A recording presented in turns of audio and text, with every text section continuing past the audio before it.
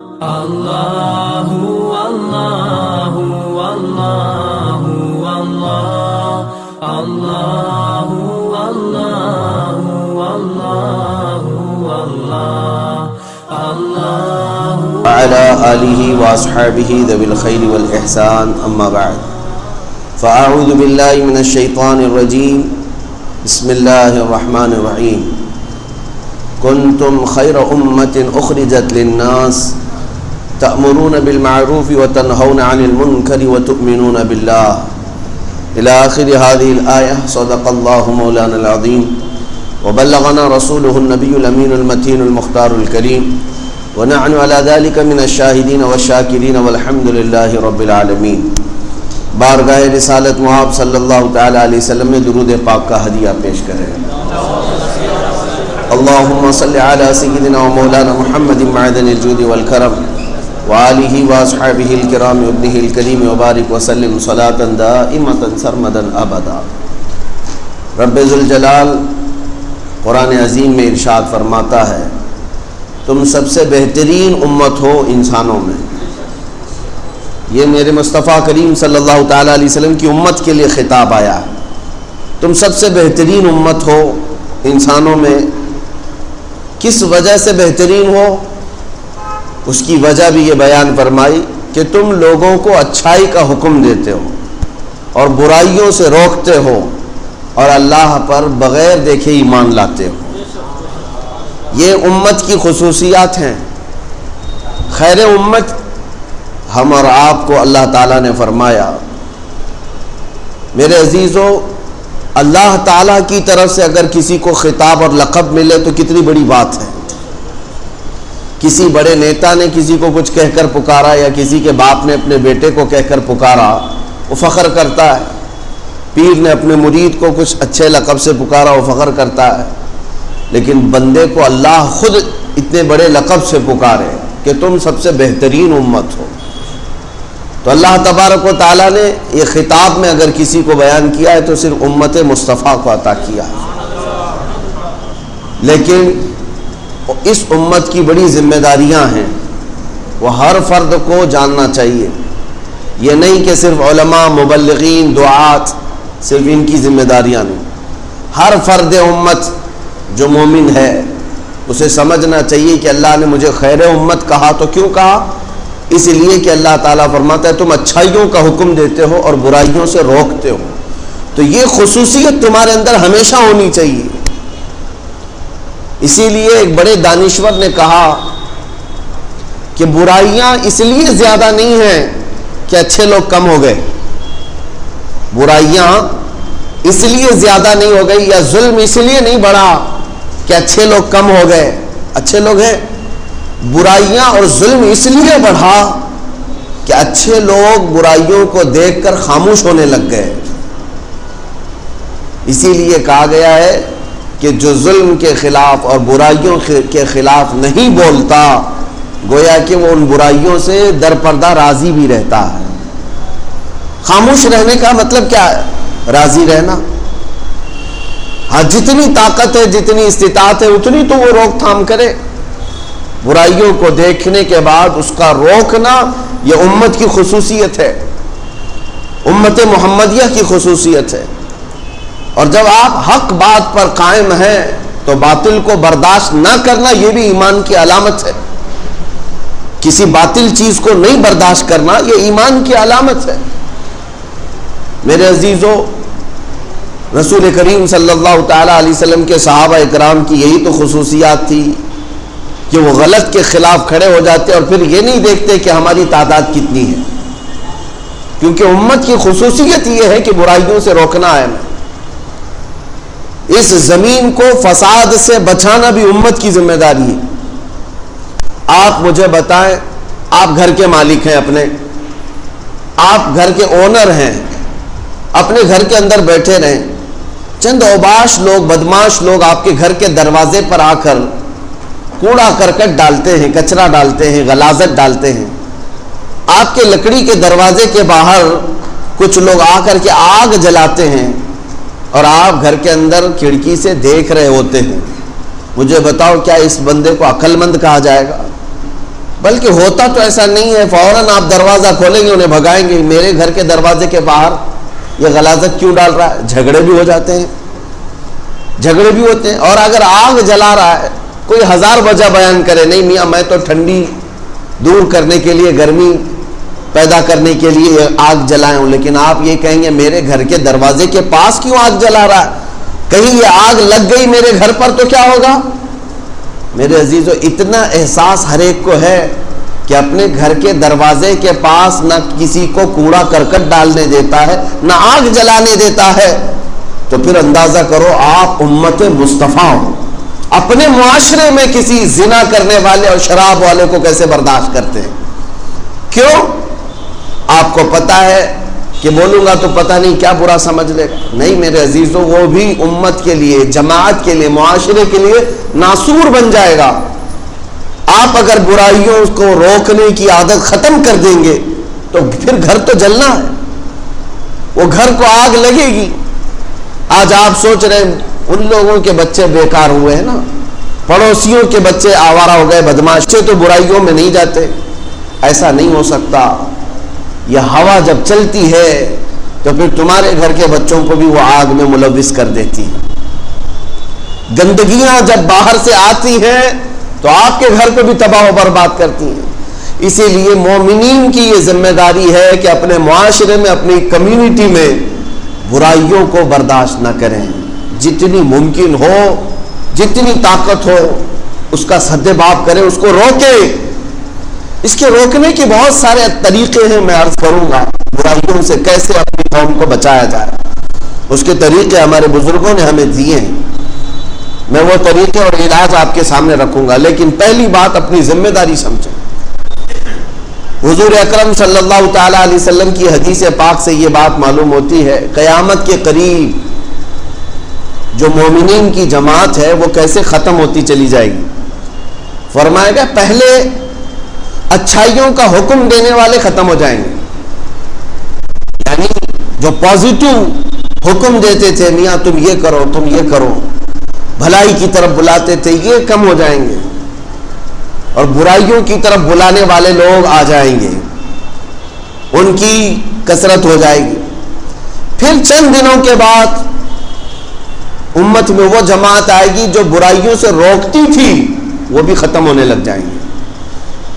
پہلے اچھائیوں کا حکم دینے والے چلے جائیں گے, وہ میں سمجھتا ہوں آلریڈی اب چلے گئے. چند لوگ بچے ہوں گے جو اچھائیوں کی طرف بلا رہے ہیں, دعوت دے رہے ہیں. ورنہ اکثر لوگوں کی عادت تو یہی ہے ہمارے نوجوانوں کی کہ برائیوں کی دعوت عام کی گئی ہے.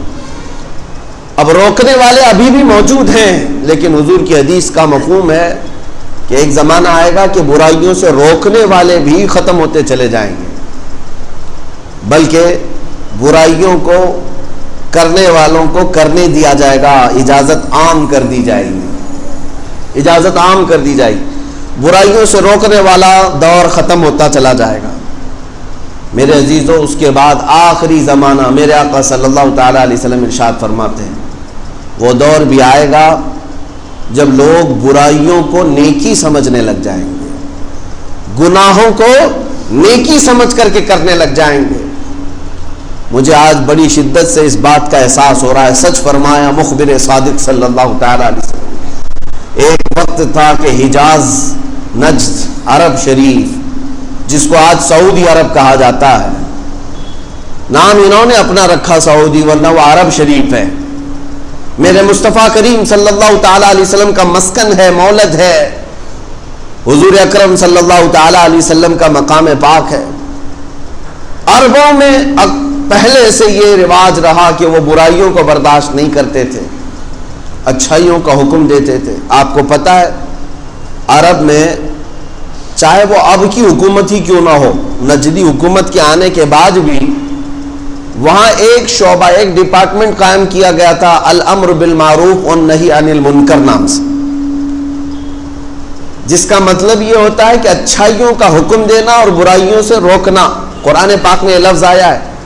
اس نام سے پورا ایک ڈپارٹمنٹ تھا, پولیس ڈپارٹمنٹ, اور ان کو فلی اتھارٹی تھی کہ نمازوں کی طرف لوگوں کو بلانا ان کا کام تھا. الامر بالمعروف والنہی عن المنکر والے ڈپارٹمنٹ, ان کی حیثیت اور ان کی ویلیو پولیس سے کم نہیں تھی. وہ کسی کو گرفتار کر کے جیل میں بھی ڈال سکتے تھے. ایک پورا ڈپارٹمنٹ تھا. شاید ہو سکتا ہے آپ لوگوں نے کوئی سعودی وغیرہ کے وزٹ کیے ہوں, پہلے تو جانتے ہوں گے نماز کے اوقات میں یہ اپنی کار لے کر کے گھومتے تھے, ساری دکانیں بند کروا دیتے تھے کہ نماز کے وقت تجارت نہیں, صرف عبادت ہوگی. عام گھومنے والوں کو پکڑ کر کے لے جاتے تھے کہ نہیں اس طرح نماز کا وقت چل رہا ہے, باہر نظر نہیں آؤ گے. حتیٰ کہ غیر مسلم بھی جو وہاں کام کرتے تھے ان نمازوں کے اوقات میں وہ تھوڑی دیر کے لیے اندر ہو جاتے تھے, شٹر بند کرتے تھے. تو یہ حالات تھے. ایسا نہیں کہ یہ انہی کے ہیں, بلکہ عرب میں پہلے سے یہ رواج رہا ہے نمازوں کا اہتمام کرنا اور دعوت دینا. یہ انہی کا ایجاد کیا ہوا نہیں تھا.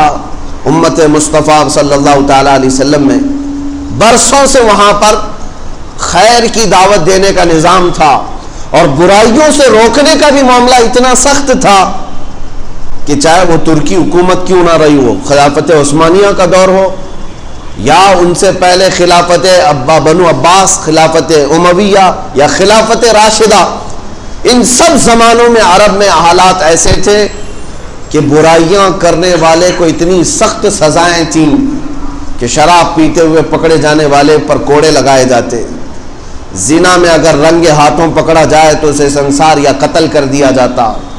بڑی سخت سزائیں تھیں. جو ڈر تھا قوم کے اندر کہ برائیاں نہیں ہونی چاہیے, زمین کے اوپر فساد نہ ہو, امر بالمعروف نہیں انل منکر, پورا وہاں پر موجود تھا. حالات نے ایسے کروٹ لیا, یہ ہماری آنکھوں دیکھا حال اب کسی سے ڈھکی چھپی بات نہیں ہے. مشکل سے 5-6 سال کا عرصہ گزرا ہوگا, سعودی کو انہوں نے پورا یہودی بنانے میں کوئی کسر نہیں چھوڑی, پوری طور پر اس کو پلٹ دیا. اب امر بالمعروف نہیں انل منکر یہ سب ختم, کچھ نہیں. نہ امام خطبے میں کسی برائی سے روک سکتا ہے, اگر کوئی ممبر پر روک بھی دیا تو اسے گرفتار کر کے اندر ڈال دیا جائے گا. میرے اندازے کے مطابق جنہوں نے مجھے خبر دی تھی وہاں کے رہنے والے 400 سے زیادہ علماء جیلوں میں موجود ہیں, صرف اس لیے کہ انہوں نے برائی سے روکا تھا اپنے خطبے میں. گانے باجے موسیقی یہ سب نہ کرو, اسلام میں حرام ہے, یہ سب ختم ہو گیا. یہ قیامت کی وہ نشانیاں ہیں جو امت میں سے ختم ہونے والی ہیں. امر بالمعروف ختم کر دیا, اچھائیوں کا حکم تو دینا ہی نہیں اب ان کو, وہ تو جا چکا تھا, لیکن جو برائیوں سے روکتے تھے اس کو بھی ختم کر دیا. ان ظالموں نے عرب شریف پر قبضہ جما کر کے اس پاکیزہ زمین کو جتنا ناپاک کرنے کی کوششیں اس زمانے میں کیا ہے, اس سے پہلے کبھی نہیں ہوئی تھی. قتل و غارت تو ہوئی ہے عرب شریف میں, لیکن زنا کو عام نہیں کیا گیا تھا. ڈانس کلب کو اور ننگا پن اس طرح سے عام نہیں کیا گیا تھا. اتنی حیا اور غیرت باقی تھی مسلمانوں کے اندر.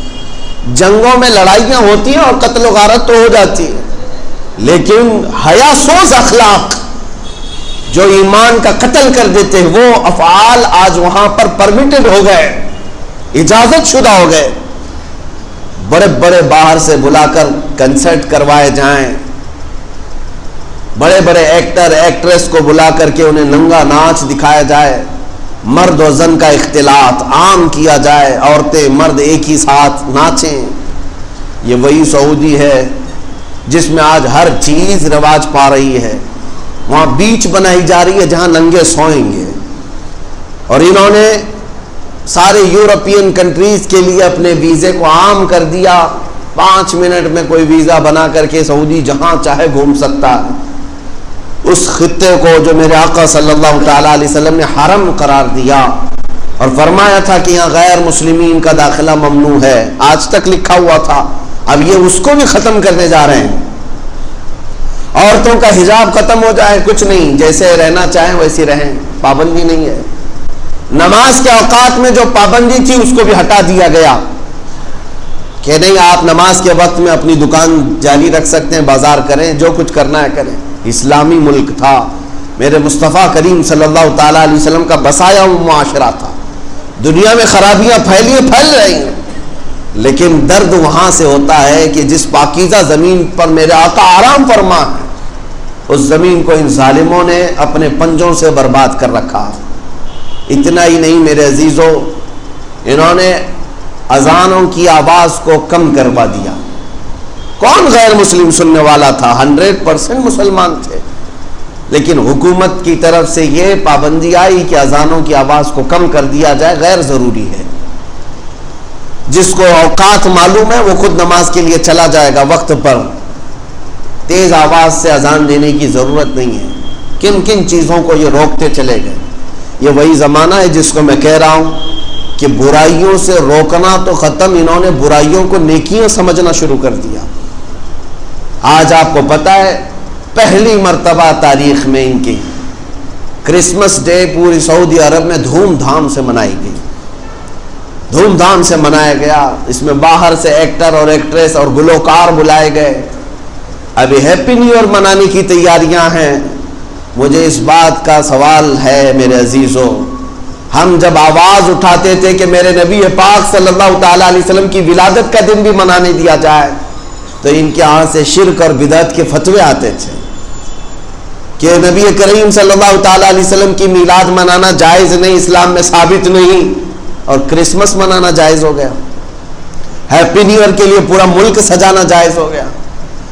میں آج سے کافی سالوں پہلے سے اپنے خطابات میں یہ کہتا آیا کہ اے میرے عزیزو، جن کو تم ظاہر میں دیکھ رہے ہو یہ بادشاہ حقیقت میں نہ ایمان والے ہیں نہ مسلمانوں کے مسیحا ہیں۔ ان سبوں کی لنک اسرائیل اور یہودیت سے جڑی ہوئی ہے، اس لیے کہ انہوں نے چن چن کر کے میرے آقا صلی اللہ علیہ وسلم کے تبرکات کو تو ختم کر دیا، لیکن یہودیوں سے ریلیٹڈ جو چیزیں ہیں سعودی میں اس کو آج بھی باقی رکھا گیا ہے۔ اس کو ہولی پلیسز کہہ کر کے یا محکمہ آثار قدیمہ کا حصہ سمجھ کر کے اس کو ریزرو کر دیا گیا۔ یہ حالات جو تیزی سے تبدیل ہو رہے ہیں، مجھے عرض یہ کرنا ہے کہ قیامت قریب آ چکی، اور اگر آپ بھی اپنے درمیان یہ دو عادتیں چھوڑ دو گے تو تباہی کے دہانے پر جاؤ۔ ان کو مت دیکھنا کہ وہ پورے سعودی کو بدل کر کے بھی آج کامیاب ہے، کامیاب کچھ نہیں، وہ جہنم میں جانے کا راستہ بنا رہے ہیں۔ اللہ رب العزت جسے چاہے ہدایت دے، جسے چاہے گمراہ کرے، کسی پاکیزہ مقام میں رہنے کی وجہ سے نہیں۔ اگر مدینہ طیبہ اور مکہ مکرمہ میں رہ کر کے بے ایمان ہو گیا دوزخ میں ہی جائے گا، وہ جہنم میں جائے گا اگر بے ایمان ہو گیا۔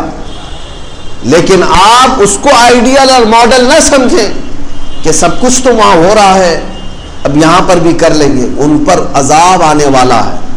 میں حدیث پاک سناتا ہوں آپ کو، اگر ایسا لگتا ہے کہ یہ الفاظ ہیں، صرف جملے نہیں میرے عزیزو، میرے آقا صلی اللہ تعالی علیہ وسلم کی حدیث ہے، وَيْلٌ لِّلْعَرَبِ مِنْ شَرٍّ قَدِ اقْتَرَبَ۔ حضور نے فرمایا تباہی ہو عربوں کے لیے، حضور فرماتے ہیں تباہی ہے عربوں کے لیے، ایک بہت بڑی برائی ہے جس سے وہ بہت قریب ہو رہے ہیں، بہت قریب ہو رہے ہیں۔ نبی پاک صلی اللہ تعالی علیہ وسلم نے یہ بھی ارشاد فرمایا قیامت اس وقت تک نہیں آئے گی جب تک عرب کے کچھ قبیلے بت پرستی اور شرک میں مبتلا نہ ہو جائیں۔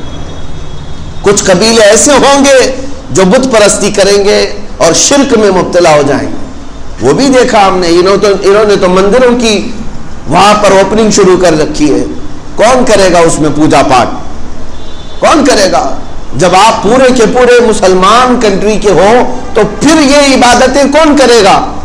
ظاہر سی بات ہے کہ ان کے اندر شرک اور کفر آ چکا، اور میرے آقا صلی اللہ تعالی علیہ وسلم کی وہ حدیث بھی صادق آ گئی۔ حضور اکرم صلی اللہ تعالی علیہ وسلم نے فرمایا ویل للعرب، عربوں کے لیے عنقریب تباہی ہے، من شر قد اقترب، ایک ایسی برائی سے جس سے وہ بہت قریب ہو رہے ہیں، بہت قریب ہو رہے ہیں۔ عزیزان گرامی، یہ مت سمجھنا کہ وہ پیسوں کی ریل پیل میں آج سب سے بڑے مالدار سمجھے جاتے ہیں، امیر سمجھے جاتے ہیں، مت دیکھو یہ ساری چیزیں، ان کا سکون غارت ہے، ان کے اوپر خوف کی تلوار لٹک رہی ہے، وہ کروڑ نہیں اربوں ریال کے مالک ہو کر کے بھی آزاد نہیں جی سکتے۔ لیکن آپ خیر منائیں اور آپ فخر کریں کہ کچھ نہ ہو کر کے بھی سینہ تان کر زمین پر چل سکتے ہیں، اس لیے کہ اللہ نے آپ کو ایمان کی دولت عطا کی۔ ایمان کی دولت ہے جو تمہیں سکون سے سونے بھی دیتی ہے، تم اپنے بستروں پر آرام کرتے ہو اس لیے کہ ایمان ہے قلبوں میں، اور رسول پاک صلی اللہ تعالیٰ علیہ وسلم سے محبت ہے، وفاداری ہے، ہم غداری نہیں کرتے حضور اکرم صلی اللہ علیہ وسلم سے۔ یہ اس بات کا اتنا احساس بھی تمہارے اندر جو ہے، یہ سب سے بڑی دولت ہے، سب سے بڑی دولت۔ ان ظالموں نے امر بالمعروف نہی عن المنکر کو پورے طور پر ختم کر دیا، اور اگر آپ بھی یہ دو چیزیں اپنے قوم سے نکال دیں گے تو اسی تباہی کی طرف آپ بھی جائیں گے، اس بربادی کی طرف آپ جائیں گے۔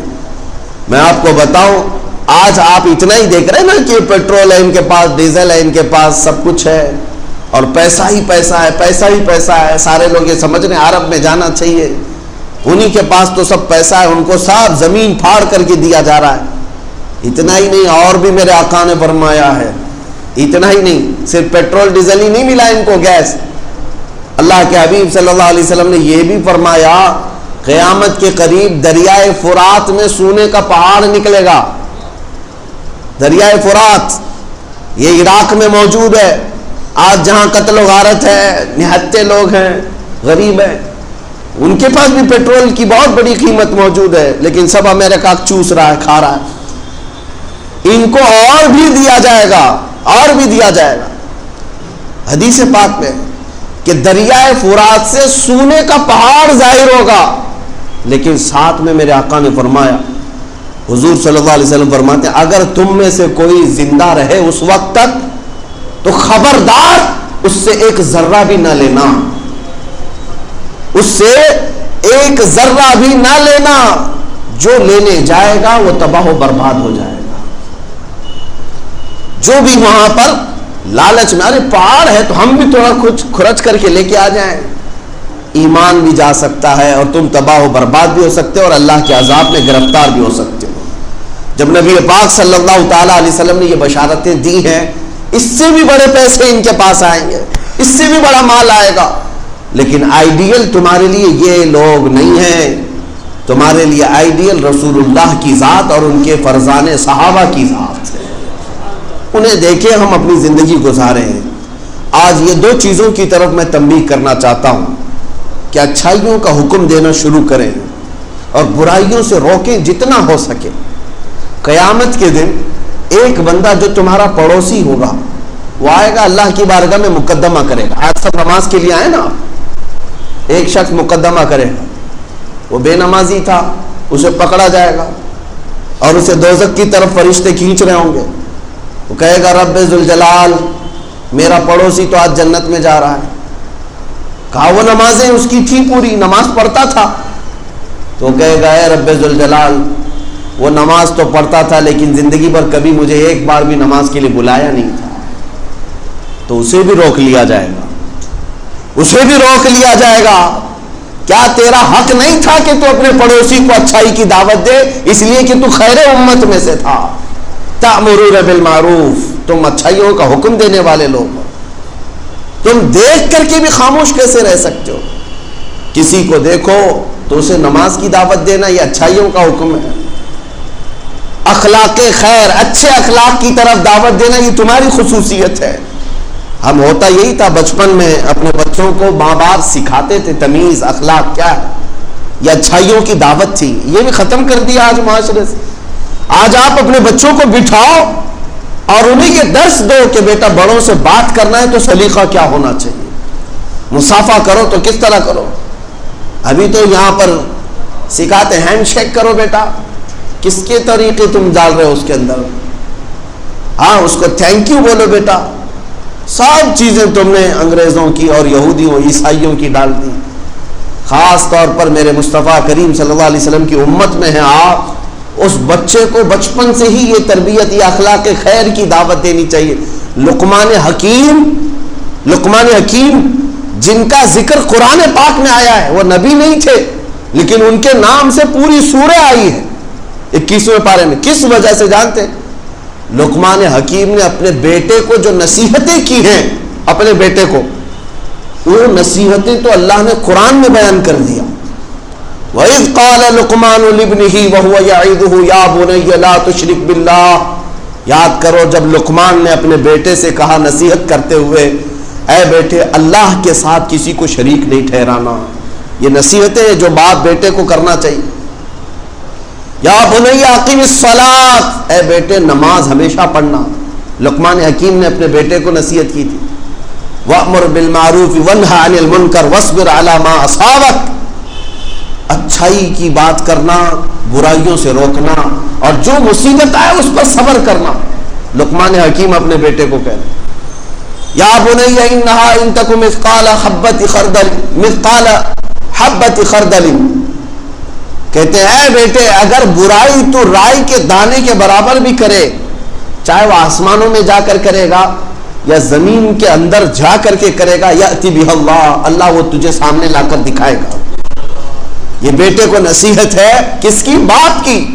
یہ اچھائیوں کا حکم تھا، یہ امر بالمعروف ہے. اتنا ہی نہیں، اور آگے آیتیں اگر میں پڑھوں، چھوٹی بھی باتوں کا ذکر ہے. وَلَا تُصَعِّرْ خَدَّكَ لِلنَّاسِ، باپ کہہ رہا ہے بیٹے کو، بیٹا جب بات کرنا نا لوگوں سے تو منہ موڑ کر کے بات نہیں کرنا. ہاں کچھ لوگوں کی عادت ہے، ادھر ہے یوں منہ کر کے بات کر رہا ہے پیچھے. یہ غرور اور تکبر کی علامت ہے، گھمنڈ کی علامت ہے. بات کرے تو عاجزی و انکساری کے ساتھ آمنے سامنے بات کرے. یہ قرآن کا حکم ہے. وَلَا تَمْشِ فِي الْأَرْضِ مَرْحًا، اور زمین پر اکڑ کر کبھی مت چلنا. باپ اپنے بیٹے کو نصیحت کر رہا ہے. وَاقْصِدْ فِي مَشْيِكَ وَاغْضُضْ مِنْ صَوْتِكَ، جب چلنا تو دھیمے انداز میں چلو، زور زور پیر پٹک کر کے نہ چلنا. کیا ہم نے بھی اپنے بچوں کو یہ تربیتیں دی ہیں؟ کیا ہم اپنے بیٹوں کو یہ خیر کی دعوت دیتے ہیں؟ نہیں، قرآن کے احکام ہیں یہ. وَاغْضُضْ مِنْ صَوْتِكَ إِنَّ أَنْكَرَ الْأَصْوَاتِ لَصَوْتُ الْحَمِيرِ. باپ کہہ رہا ہے بیٹے کو بات کرنا تو دھیمی آواز میں بات کرنا، اس لیے کہ چلا چلا کے بات کرنا اللہ کو ناپسند ہے، اور سب سے ناپسند آواز گدھے کی آواز. اللہ تعالیٰ نے فرمایا یہ سب باتیں لقمان حکیم نے اپنے بیٹے سے کی ہیں، اور اس کو قرآن میں اللہ تعالیٰ نے بیان فرمایا. یہ سب چیزیں ہم نے چھوڑ دیا. امر بالمعروف کبھی ترک نہیں ہونی چاہیے. باپ اپنے بیٹے کو، پیر اپنے مرید کو، استاد اپنے شاگرد کو، آقا اپنے غلام کو، مزدور کو، وہ جب تک طاقت رہے اچھائیوں کی بات کرتا رہے، اسے اچھائیوں کی دعوت دیتا رہے. اور رہی بات دوسرے نمبر پر برائیوں سے روکنا، اس کو بھی کبھی ختم ہونے نہیں دینا. یہ بہت ڈینجر چیز ہے. اگر ختم ہو گئی تمہارے اندر سے اللہ کا عذاب آ جائے. اگر برائیاں کہیں دیکھ رہے ہو تو ہاتھ سے نہیں تو منہ سے تو روکو، زبان سے روکو. زبان سے نہیں روک سکتے تو اپنے دل سے ان کا بائیکاٹ کرو کہ آج سے میں تم سے نہیں ملوں گا، تم یہ کام کرتے ہو. یہ برائیوں سے روکنے کے طریقے بتائے گئے تاکہ اسے احساس ہو. کیوں روک رہے ہیں آپ؟ کیوں روک رہے ہیں؟ دو کاموں کی وجہ سے. اس سے بھی محبت ہے آپ کو اس لیے روک رہے ہیں. ایک تو زمین میں فساد نہیں ہونے چاہیے، اور دوسرا میرا بھائی جہنم میں نہیں جانا چاہیے. یہ فکر ہے نا ہماری. ہم برائیوں سے کیوں روکنے آئے؟ کیا فرق پڑتا ہے؟ اس لیے کہ میرا بھائی برائی کر کے دوزخ میں نہ جائے. یہ احساس ہو، ہمیں یہ فکر ہو. برائیوں سے روکنے کی عادت جب ختم ہو جاتی ہے تو کیا ہوتا ہے سنو. ایک حدیث پاک میں جبرائیل امین نے عرض کیا حضور پاک کی بارگاہ میں، یا رسول اللہ صلی اللہ تعالی علیہ وسلم، ایک بستی پر اللہ نے عذاب نازل کرنے کا حکم دیا مجھے. میں اس بستی پر عذاب لے کر کے اترا، لیکن اس بستی میں ایک نیک بندہ تھا، باقی سب گنہگار تھے، نافرمان تھے، بہت سارے گناہوں میں مبتلا تھے، لیکن ایک بندہ تو نیک تھا، اتنا نیک تھا کہ اس نے کوئی گناہ ہی نہیں کیا تھا. تو حضرت جبرائیل کہتے میں نے اللہ سے پوچھا اے رب ذوالجلال اس بندے کا کیا کروں جو ایک نیک بندہ اس میں رہتا ہے. اللہ تعالیٰ نے فرمایا اس پر بھی عذاب نازل کرو، اس پر بھی عذاب نازل کرو. جبرائیل امین کہتے ہیں مجھے پوچھنے کی ہمت نہیں ہوئی، میں نے عذاب نازل کیا، پوری بستی تباہ و برباد ہو گئی، ختم ہو گئی. اللہ کا عذاب آیا، ہلاک ہو گئے. برسوں بعد حضرت جبرائیل کہتے میں نے رب ذوالجلال کی بارگاہ میں پوچھا ہے مولا اس کا کیا جرم تھا؟ اس نے کوئی گناہ تو نہیں کیا تھا، لیکن تیرا عذاب اس کو بھی گرفتار کر لیا، ایسا کیوں؟ اللہ رب العزت ارشاد فرماتا ہے جبرائیل وہ نیک تو تھا، عبادت تو کرتا تھا، لیکن اس کے سامنے برائیاں ہوتی تھی، گناہ ہوتے تھے، وہ سب دیکھ کر کے خاموش رہتا تھا۔ اسی لیے میرا قانون یہ ہے، برائی دیکھ کر خاموش رہنے والے کا بھی وہی انجام ہوگا جو اس کے سامنے برائی کرنے والے کا ہوگا۔ یہ چیز سخت ہے، برائیوں سے روکنا یہ امت کی خصوصیت ہے، ہماری خصوصیت ہے، یہ اسپیشلٹی ہے آپ کی۔ اگر یہ بھی چھوٹ گئی تو پھر امت کی کیا خصوصیت آپ کے پاس رہے گی؟ الحمدللہ ہمارے علماء کرام نے برائیوں سے روکنے کے لیے چھوٹے موٹے لوگوں کو ہی نہیں بلکہ وقت کے بادشاہ کو بھی للکارا ہے۔ اگر وہ برائی کر رہا ہے علماء حق نے اس کو بھی بولا ہے، اس کو بھی تنبیہ کی ہے۔ چاہے وہ اکبر کی بات لے لو، 48 سال حکومت کرنے والا ڈکٹیٹر، اور اس کے سامنے کس کی مجال تھی؟ لیکن جب وہ ایک خرابی کی طرف جا رہا تھا، ایک عالم ربانی مجدد الف ثانی کھڑے ہوئے اور اسے للکارا اور اس سے کہا کہ تو گمراہ ہو گیا ہے، تو مرتد ہو گیا ہے، ایک نیا دین لا رہا ہے میرے مصطفیٰ کے دین کو چھوڑ کر۔ اس پاداش میں اس نے جیل میں بھی بند کیا، لیکن وہ عالم حقانی عالم ربانی یہ سمجھتے تھے کہ اگر میں بھی یہ ذمہ داری چھوڑ دوں تو پھر امت کا کیا حال ہوگا۔ اسی لیے میرے عزیزو، برائیوں سے روکنا یہ اس امت کی خصوصیت ہے، چاہے وہ کسی کے بھی اندر آئے برائیوں سے روکو، چاہے وہ کفار و مشرکین میں آئے۔ ظلم کے خلاف آواز اٹھانا یہ حسینی کردار ہے۔ حضرت امام حسین کے چند بچے تھے، گھر پہ لے کر بیٹھتے، ایک یزیدی تو تھا، کیوں باہر آئے؟ اس لیے کہ آپ نے دیکھا کہ یہ خرابیاں آ جائیں گی امت میں۔ ایک عیاش طبیعت کا شخص جو فاسق و فاجر شراب نوشی کرتا ہے، وہ اگر آ رہا ہے امت مصطفیٰ کی حکمرانی کے لیے تو آگے بڑے نقصانات ہو سکتے ہیں۔ آپ آئے باہر، اس پاداش میں آپ کو اس کی وجہ سے آپ کو کیا کیا نقصانات اٹھانے پڑے، بچے، اپنی عورتیں اور گھر بار، خود اپنی جان سب چلی گئی۔ لیکن امت کی جو خصوصیت تھی برائیوں سے روکنے کی، اس سے امام حسین نے کبھی سمجھوتا نہیں کیا، کبھی سمجھوتا نہیں کیا۔ اے امت کے نوجوانوں، آپ کے لیے بھی یہ درس ہے کہ آپ میں سے جس کو اللہ نے طاقت دی ہے، وہ چھوٹی برائیاں ہوں بڑی برائیاں ہوں، روکنے کی کوشش کرو، روکو اسے۔ راستہ چلتے ہوئے ایسی آپ نے کسی کو زنا کرتے ہوئے دیکھا اور خاموشی سے ہنستے ہوئے چلے گئے، آپ کیا سمجھ رہے ہیں کہ وہ کسی اور کی لائف ہے، میں کچھ نہیں کر سکتا؟ نہیں، قیامت کے دن تمہاری آنکھوں سے بھی سوال ہوگا۔ تم دیکھ رہے تھے ایک شخص جہنم میں جا رہا تھا، کیا تم نے اسے روکنے کی کوشش کی ہے؟ الحمدللہ ہمارے ہاں پہلے ہمارے محلوں میں یہ عام رواج تھا، بڑے لوگ جو ہوتے تھے وہ بچوں کو ڈانٹتے بھی تھے، بلکہ کسی کا بھی بچہ غلطی کر رہا ہوتا تو مارتے بھی تھے، مسجدوں میں بھی ہوتا۔ لیکن اب وہ رواج ہی ختم ہو گیا۔ ہاں، اب کسی کے بچے کو چھو لو پورا گھر آ جائے گا لڑائی کے لیے۔ ارے میرا بچہ کیا کیا تھا آپ نے، کیسے اس کو پکڑ لیا، کیسے اس کو مارا؟ یہ ساری چیزیں کیوں ختم ہوئی ہیں؟ آپ یہ بڑھاوا دے رہے ہیں اپنے بچے کو شرارت کرنے کا اور برائیاں کرنے کا۔ بلکہ اگر کسی نے آپ کے بچے کو برائی پر ٹوکا تھا یا مارا تھا، بچہ روتے ہوئے آ کر شکایت کیا، تحقیق کرو کہ وجہ کیا تھی۔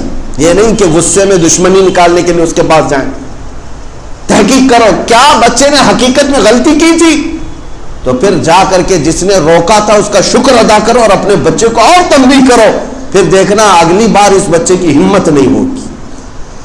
اس بار ہوتا کیا ہے، لڑائی کر لیا تو بچہ شیر ہو گیا، اب کچھ بھی کر سکتا ہوں، باپ تو آئیں گے نا لڑنے کے لیے، میں کسی کے ساتھ کچھ بھی کر لوں گا، اگر کوئی مجھے پکڑنے آئے گا تو باپ کو لے آ جاؤں گا، میرا باپ تو ہے ہی ہے، سنبھالے گا۔